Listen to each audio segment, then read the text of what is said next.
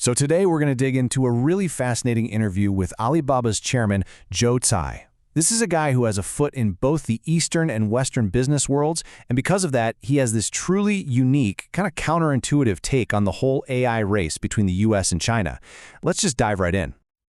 You see this question everywhere, right? It feels the headlines, it feels all the tech debates, it feels like every single week there's a new AI model, and everyone rushes to declare a new leader. But what if that's not even the right question to be asking?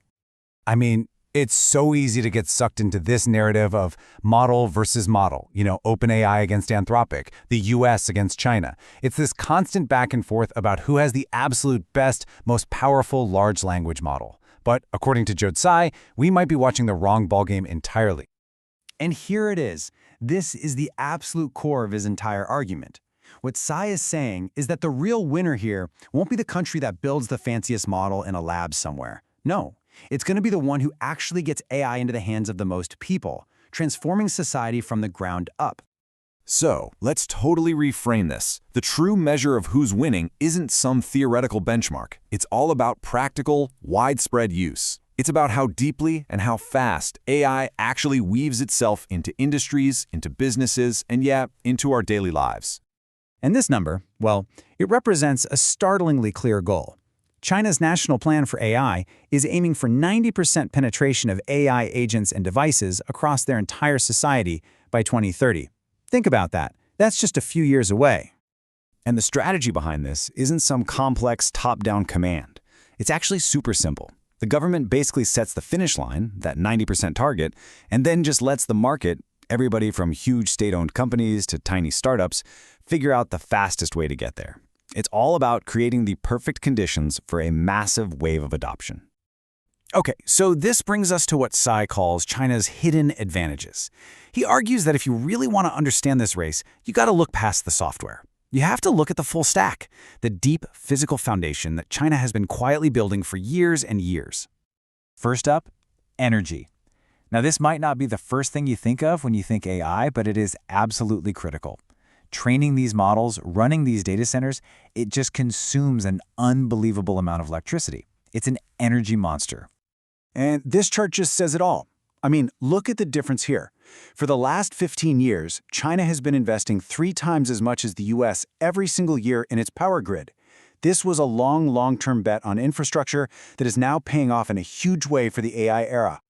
So what does all that investment get you? Well, it gets you this.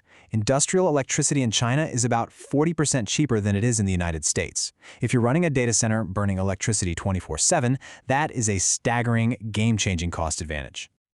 All right, let's switch gears from power grids to pure brain power. China's second big advantage, according to Tsai, is its just massive pool of talent and a really unique innovation culture.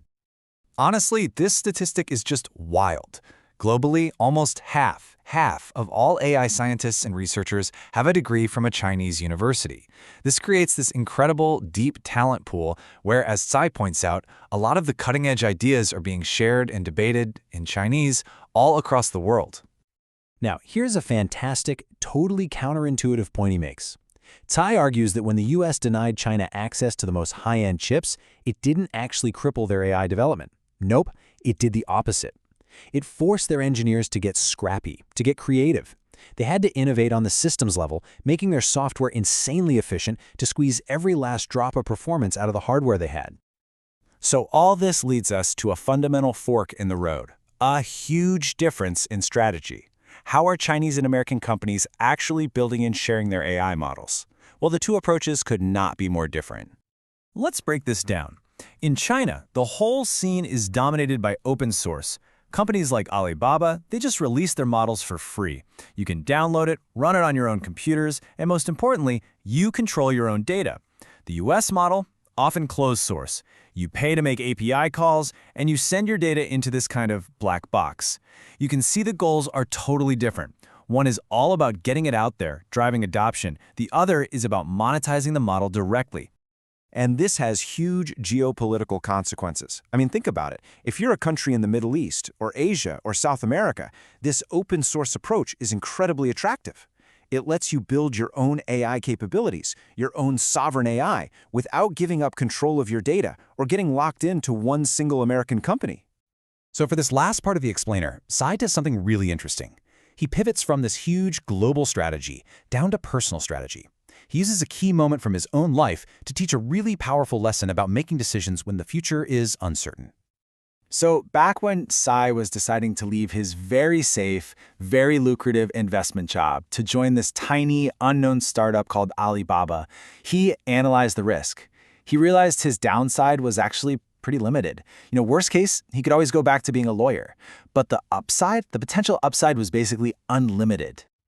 This is just a fantastic mental model for all of us to have. When you're making those big career moves or life decisions, look for these asymmetric opportunities. Look for the situations where the potential reward just massively outweighs the potential loss. So how do we get ready for this AI-driven world? Tsai gives 3 pretty clear pieces of advice for students. First, learn coding. Not to become a programmer necessarily, but just to understand the basic logic of how to talk to a machine. Second, get into data science, because you have to know how to make sense of this explosion of data. And third, and this one's cool, study psychology to understand the most complex and efficient machine of all, the human brain. And that really leaves us with the central question, doesn't it? As this technology completely reshapes our world, is the winning strategy going to be one of open access and proliferation for everybody? Or is it going to be one of proprietary models behind closed, guarded walls? The answer to that is going to define not just the future of tech, but maybe the future of global innovation itself.